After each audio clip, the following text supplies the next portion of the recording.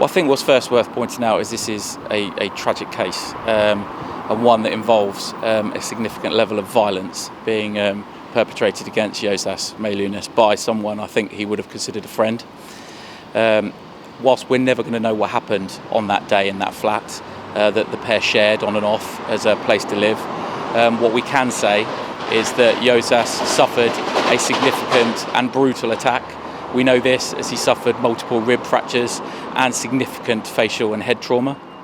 So I think 19 years is a good sentence that reflects the seriousness of this offence.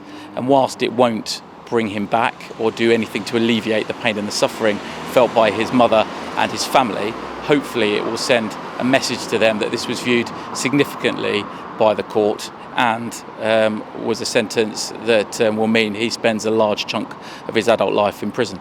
There are a number of aggravating factors in this case. I think firstly there is an element of coercive control between Mr. Kaminskas, the suspect and the offender in this case, and Mr. Meilunas, the victim. It's clear that Mr. Kaminskas was manipulating Juozas, was using his money and his bank account as if it was owned for a period before and after the murder. I think you look at the significant levels of violence meted out by Kaminskas towards Juozas. As I said, he suffered some significant facial and head trauma. This was a sustained attack and one that was intended, I believe, to kill him. Further significant aggravating factors are that it's clear that Kaminskas lived in the flat with the decomposing body of Juozas for a significant period of time afterwards.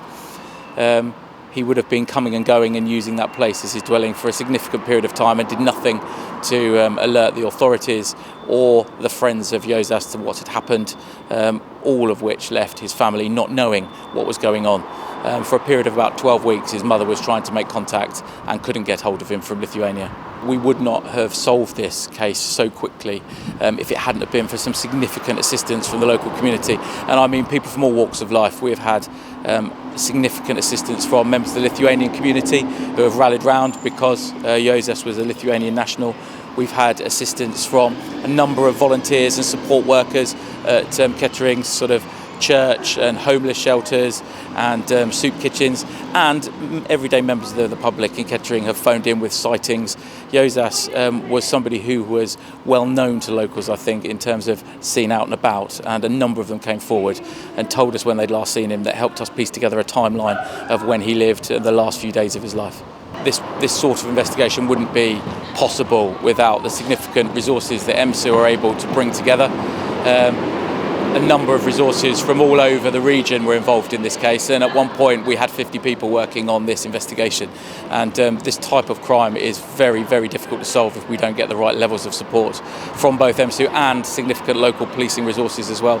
And I'd like to say thank you very much to everybody that was involved in this investigation. It really would not have been possible unless everybody came together as one team and worked together to solve this sort of offence.